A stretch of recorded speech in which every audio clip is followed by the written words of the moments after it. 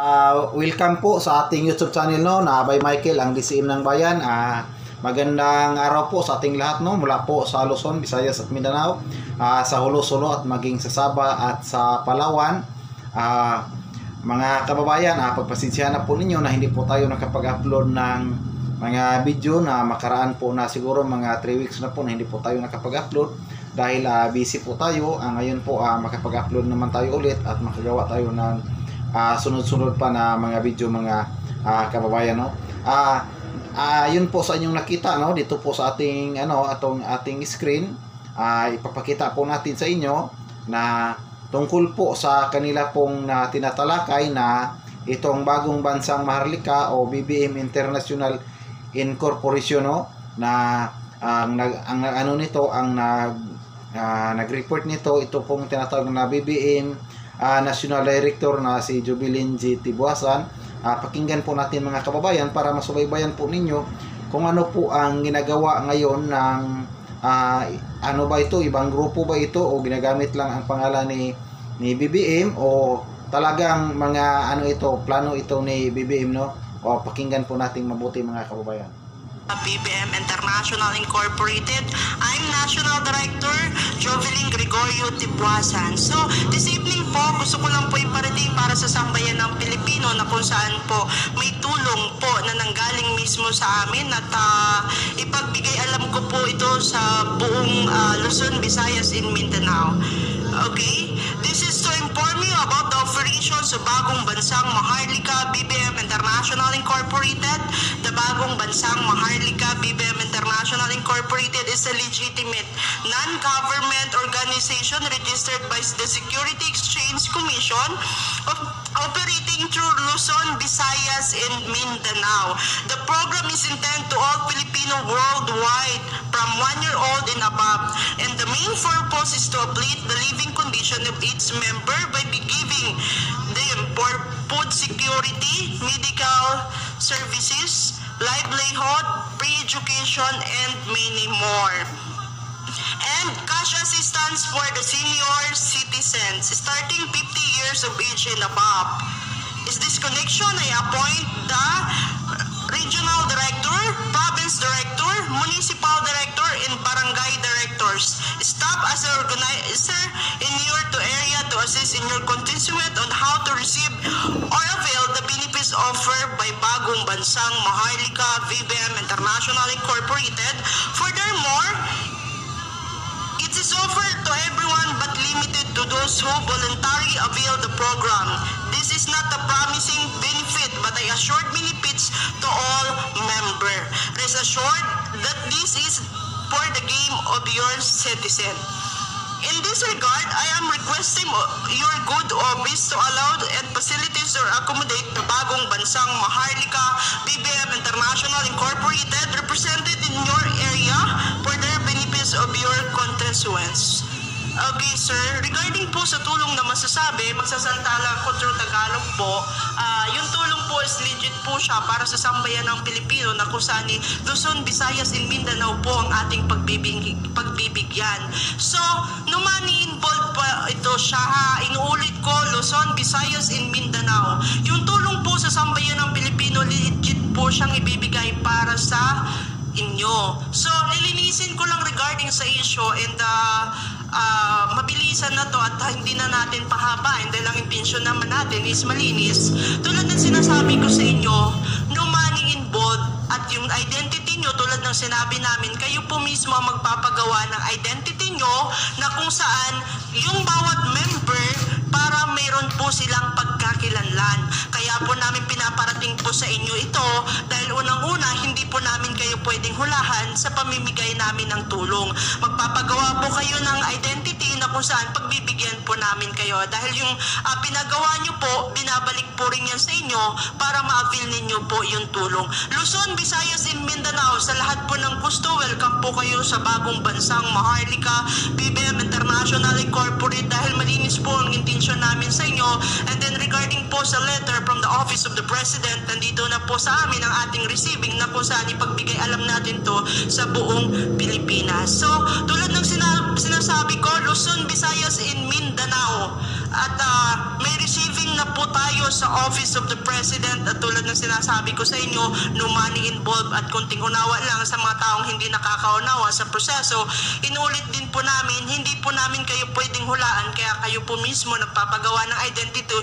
Yung pinapagawa nyo po, binabalik din po yan sa inyo. So konting respeto lang po sa pamamagitan ng proseso dahil kahit anong legit ng tulong, idaan mo siya sa tamang proseso dahil mayroon po tayong government o batas na masasabi na kailangan nating itong sundin. So regarding po sa tulong na masasabi at natanong yun sa akin kanina before pa ako nasalang dito, yung pondo po ninyo na kung saan may malinis po na puso na tao galing ibang bansa na kung saan bumigay po ng pad para din po yun ibibigay para sa Luzon, Visayas, and Mindanao na kung saan kami po ang mag-aabot sa inyo.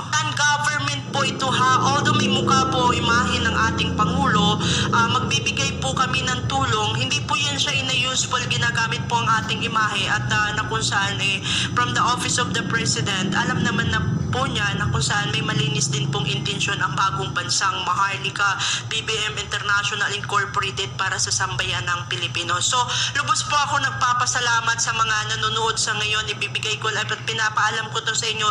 Legit po namin iaabot sa inyo. Dinadaan lang po namin sa tamang proseso dahil gusto rin namin kahit papano galangin po ang proseso ng government dahil may batas po tayo na kung saan sundin natin yon kahit anong legit ng tulong dapat idaan sa legality. So, yun lang po at sobrang salamat po sa station na kung saan nabigyan ako ng oras o panahon na masasabi para ipagbigay lang ang tulong ng bagong bansang Maharlika BBM International Incorporated. So, sa muli po, ako po ang inyong National Director, Miss Jovelyn Gregorio Tibuasan, and once again, good evening everyone.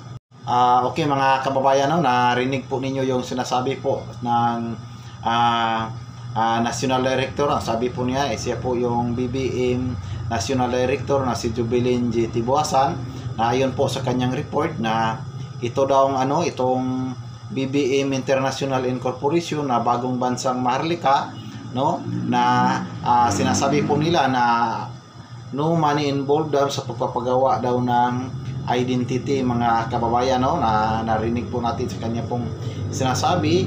At saka non-government daw itong na grupong ito, non-government daw, ngunit registered by SIC, kaya ang ibig nilang sabihin na ito ay non-government, na parang isang grupo lang na wala pong kinalaman po sa government. Yun siguro yung ibig niya sabihin, pero nakakalito kasi po ginagamit po nila ang pangalan po ng presidente,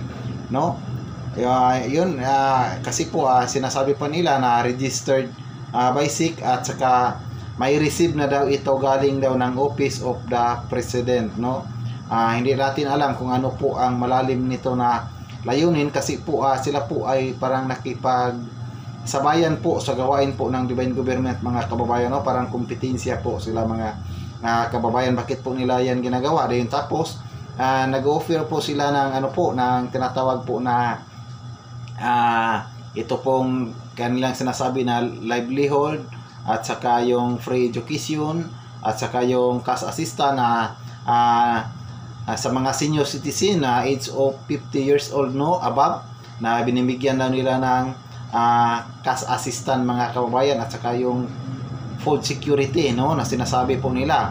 Yun po ang kanila po na para pong pinopromote po sa mga tao para po na sumali po sa kanila pong organisasyon o grupo. Hindi po natin alam kung ano po talaga ang kanila pong nalayunin o ano po ang idudulot nito, kasi po ginagamit po nila yung BBM na bagong bansang Maharlika. Siguro ginagawa po nila yan para malapit po sila sa mga tao o makumbinsi po nila ang tao para po na sumali po sa kanila po na grupo. Maaari po na ang grupong ito ay ang nasa likod nito ay maaari po na si BBM mismo, ang ating presidente, maaari po na siya po ang nasa likod nito, at maaari din na hindi, mga kababayan. Ngunit sa ganito po na mga pangyayari ngayon, mga kababayan, bakit po na kailangan pa nila na i-promote ang na ito, yung mga marami pong lumalabas po na mga Maharlika na hindi naman po yung tinatawag po na totoo, kasi po sila lang po ay nakabatay lang po sila sa SEC o tinatawag na Security Exchange Commission, no? Samantalang yun pong totoong maharlika ay hindi po yan nakaregister ng SEC. Kasi po yun pong SEC, yung Security Exchange Commission, ay ano lang yan, gawa lang yan ng government, no? Diyan po magpaparegister po ang lahat po ng mayroon pong mga organisasyon, mga kababayan, no? Ngayon, kasi po sinasabi po niya na registered by SEC ang kanila pong yung kanilang maharlika, ay hindi po yun ang totoong maharlika. Kasi po ang totoong maharlika, hindi siya nakaregister sa SEC dahil mas nauna pa siya sa Republic of the Philippines. Ngunit itong Republic of the Philippines, siya lang ang gumagawa ng SEC. Ngayon po, ginagawa po ng SEC na makapag-register po ang mga organisasyon, at ito pong BBM International Incorporation, diyan po sila nagpa-register para kilalanin sila na maharlika, no? Ngunit po hindi po yan ang totoong maharlika, mga kababayan, no? Alam naman po ninyo siguro yan, sa mga baguhan pa, tingnan po ninyo yung mga kasaysayan, no? Tumingin po kayo sa mga video na kung saan po kayo makakita ng mga video tungkol po sa kasaysayan po ng maharlika, no? Sa ating YouTube channel, pwede din nyo na makita ang mga kasaysayan, mga kababayan, no? Kaya ang grupong ito, hindi ko alam kung ano talaga ang kanilang layunin para po na maisip po natin na panggulo ng mga grupong ito, no? Isa pa, kung itatanong natin saan sila kukuha ng cash assistant na kanilang ibibigay sa 50 years old and above, saan sila kumuha ng mga post security, yung tinatawag nila post security, at saka yung pre-education, no? Yun pong mga hospitalization ba kaya yun, no? Ang kung ano po ang kanilang pinagsabi-sabi na pre dyan, no? Saan sila kukuha ng budget, no? Kadalasan kasi ngayon, no? Kukuha lang ng budget dyan lang po sa government. Ayun, kung sila mag-introduce sila na mayroon sila na lang tinatawag na mayroon silang budget, saan nila galing? Yun po yung isang tanong dyan. Kaya parang mayroon pong nasa likod nito na iba po na kumikilos na nasa gobyerno po. Yun po yung dapat po natin na bantayan, mga kababayan, no? Kasi po iba po ang kanilang ginagawa. Kasi po ngayon po, ito pong Republic of the Philippines, alam naman siguro ninyo, palagi na yung paulit-ulit yung kasaysayan natin o yung mga sinasabi natin, expire na po ang Republic of the Philippines at babalik na po ang Republic of Maharlika Kingdom of God Lupasug Empire. Yun na po ang tinatawag po na bago po natin na ibabalik na po ang dati pong pangalan ng ating bansa.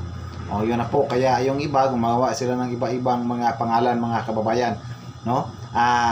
Sana po naunawaan po ninyo ang paksa po natin, no? Tungkol po sa paggawa natin ng komento sa sa grupo na ito, kung sino talaga ang may pakana sa grupo na yan, mga kababayan. Yun lang po muna, mga kababayan, at mabuhay po tayong lahat na Maharlika Kingdom of God Lupasug Empire. Sundan na lang po ninyo na mayroon pa po tayong mga sumusunod po na mga video.